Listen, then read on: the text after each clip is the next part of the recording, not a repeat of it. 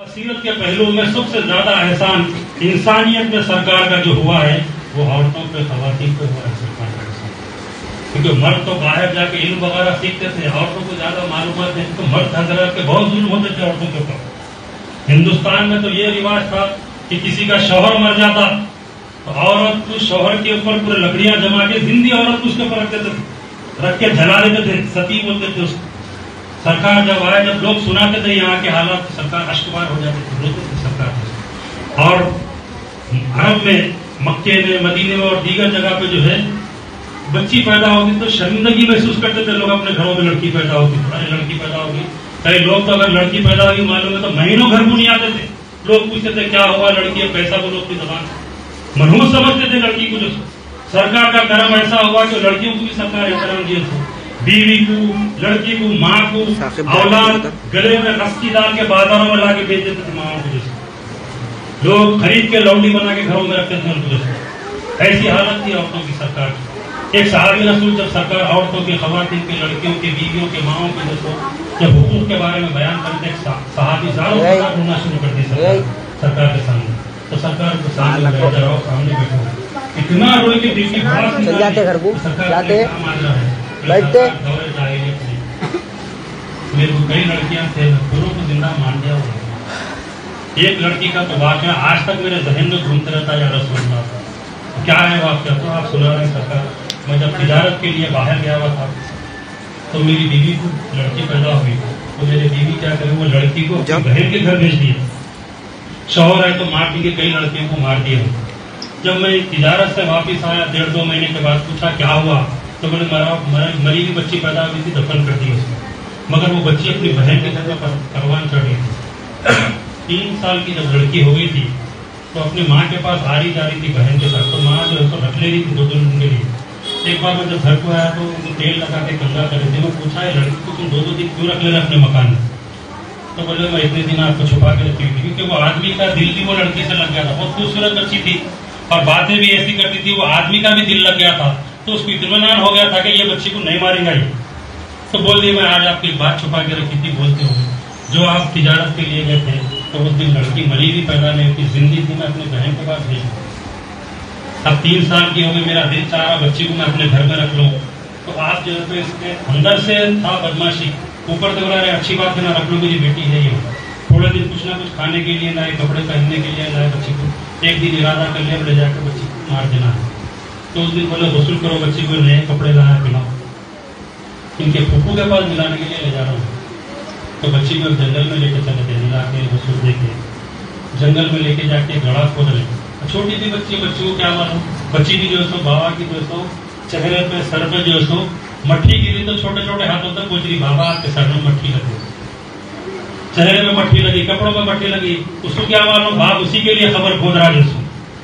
تو مٹھی ہٹاتے جا رہی ننے ہاتھوں سے. جو اس کے بعد جو سو بابا جو تو اوپر آنے کا بچی کو بول رہا بیٹے نیچے دیکھو کتنا گڑا ہو گیا. بچی جب جھانکی تو بچی کو پیچھے سے ڈھکن دیا باپ. تو بچی نیچے گر گئی. بچی یہ بھی نہیں سمجھ رہی باپ میرے کو مارنے کے لیے لایا یہاں پہ.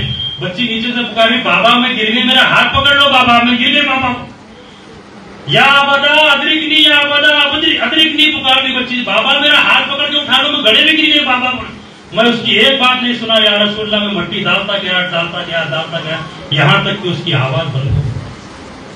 سرکار اتنا روئے ہیں اس وقت, وہ واقعہ سن کے جو ہے اس کے بعد بولے اللہ تعالیٰ پچھلے دور کے کلمہ طیبہ پڑھنے سے پہلے کہ تیرے گناہ معاف کر دیا. اگر تو چاہتا ہے وہ لڑکی سے ملنا چاہ رہا تو اللہ تعالیٰ مجھے محمد رسول اللہ کو اتنی قدرت دیا ہے, اگر تو ملنا چاہتا ہے تو اس کی خبر پہ لے جا, اٹھا کے ملاقات کرا دو تیرے سے. بولے سرکار بہتری کس میں ہے, تو بہتری وہ ہے اس کو دفن کر دے, اللہ تعالیٰ اس کو بخش دیا ہے اللہ تعالیٰ, اور تیرے سابقہ گناہ معاف کر دیا ہے. جتنا ہو سکتا ہے خیر کے کام کرتے ہو. عورتوں کو, بیویوں کو شوہر کا ظلم ہوتا تھا, سرکار بیویوں کو حقوق دیے, ماں کو حقوق دیے. جو لوگ ماں کو تنگ کرتے تھے, یہاں تک کہ جو ہے ایک باپ کے 4 بیوی ہوتے, باپ مر جاتا وراثت میں بیٹے ماں کو بھی بانٹ لیتے تھے, لوٹی بنا کے ماں کو رکھتے تھے. سرکار فرما رہے میں نے ماؤں کو اتنی عزت دی, جو جنت عرش مولا کے قریب تھی اس کو کھینچ کے ماؤں کے قدموں کے نیچے کر دیا. غریب نواز ہو, وقت کا غوث اعظم ہو, ان کی بھی جنت ماں کے قدموں کے نیچے. بیٹیوں کو وہ مقام، ماں کو وہ مقام، بیوی کو وہ مقام. ہم کیا کرنا اس کے بعد؟ ہمارا کام کیا ہے؟ زیادہ عورتوں کے اوپر سرکار کا احسان ہو، مردوں کے اوپر بھی ہے مگر زیادہ تر سرکار کی نگاہ یہ تھی کہ عورت کمزور ہے، اس کے اوپر ظلم ہوتا ہے. ان کے حقوق ایسے لگا دیے سرکار، اگر مرد سمجھ گیا تو اس کے حقوق دیتے دیتے دیتے اللہ کو راضی کر لیتا بڑھ دیجیے. اور عورتوں کی بھی کچھ ذمہ داریاں ہیں سرکار اس کے بعد بھی. آج ہمارے عورتیں بھی جو ہے اس کی ذمہ داریوں کو نہیں نبھا رہی. پہلے دور میں کیا تھا؟ ہمارے اسلاف کے پاس بزرگان جن کے بیوی لڑکیاں وغیرہ سب دیندار تھے، فجر کی نمازوں کو اٹھ جاتے تھے. فجر کی نماز سے گھر کا پکوان شروع ہو جاتا تھا ہمارا، کیونکہ اسلامی تعلیمات سے صحابہ کی بیویاں بیٹیاں سب فجر کے ساتھ اٹھ جاتے تھے اور فجر سے ہی ان کی صبح ہوتی تھی. بزرگان جن کے ازواج وغیرہ ان کی لڑکیاں وغیرہ بھی جو ہے فجر کے ساتھ اٹھ جاتی تھے. آج ہمارا دور کیا ہے بڑا؟ پہلے کے دور میں فجر کی اذان کے ساتھ عورتیں اٹھ کے نماز وغیرہ پڑھتی اور صبح میں گھروں میں سے قرآنوں کی آواز آتی تھی، مردوں کی اور عورتوں کی.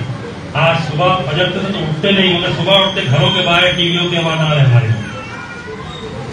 اور عورتوں کو بزرگان دین منع کرے بحران میں بچوں کو دودھ نہیں پلانا. اپنے جو حجرے میں شوہر کے ساتھ رہتی، جب بھی بچے کو دودھ پلانا ہوتا ہے وہ حجرے میں چلے جانا ہے.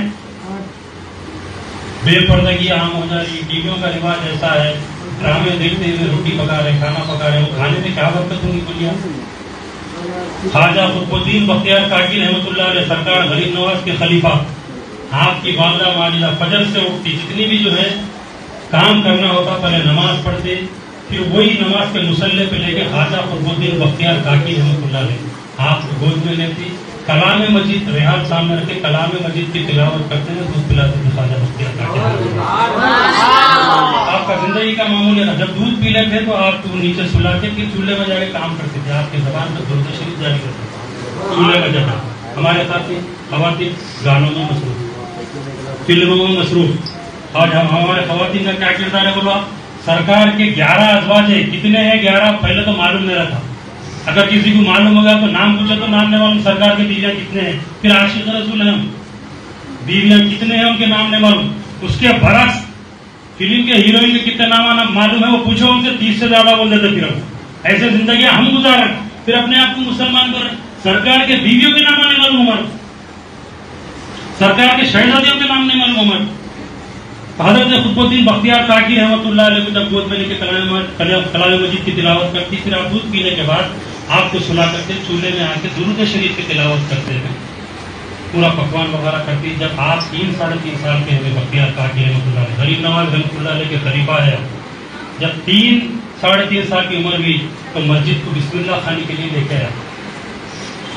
بسم اللہ خانی کے لیے لے کے آئے تو استاد جو ہے مسجد کے طاؤس پڑھائے، تسمیہ پڑھائے، اس کے بعد جو ہے سورہ فاتحہ پڑھائے. نعرے تکبیر، نعرے رسالت، نعرے غوث، غوث کا دامن، خواجہ کا دامن، بچے بچے بول بول، اونچے میں اونچا. طاؤس تسمیہ کے بعد سورہ فاتحہ پڑھانے کے بعد الف لام میم پڑھائے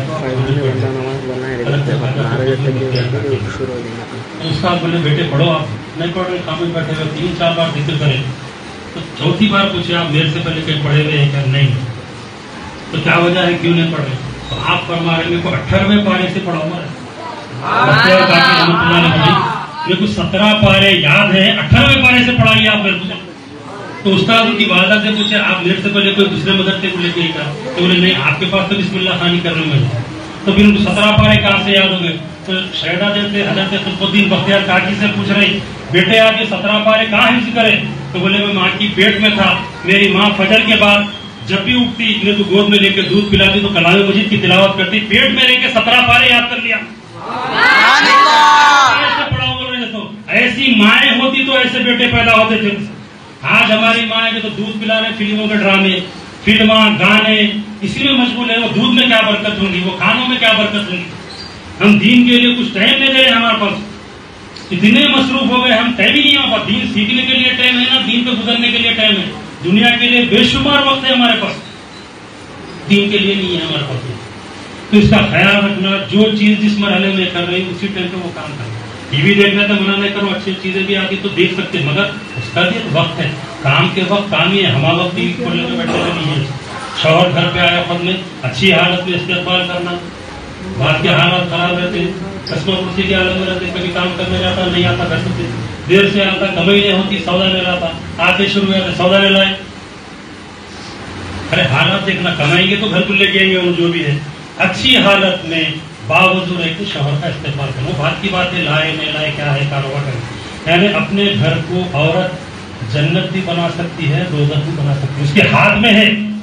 ہمیشہ شوہر کے قصور نہیں ہوتا، یاد رکھو، ہمیشہ شوہر کے قصور نہیں ہوتا۔ وہ جو محنت کر رہا باہر جا کے، وہ آپ ہی کے لیے کر رہا محنت ہو۔ چند مرد خراب رہتے ہیں، ان کی مثال لے رہا ہوں، 100 میں سے 95% مرد یہ رہتے کہ کچھ کمائی ہو گئی تو میرے بیوی بچوں کو، ماں کو اچھا کر لوں، میرے گھر کو سنبھال لوں گا۔ تو بیوی جو ہے ہر حالت میں شوہر کا ساتھ دینا، اس کے ہاتھ میں ہے، قناعت کے ساتھ جتنا اللہ دیا اسی کے ساتھ گھر کو جنت بنا لے یا دوزخ بنا لے، اس کے ہاتھ میں۔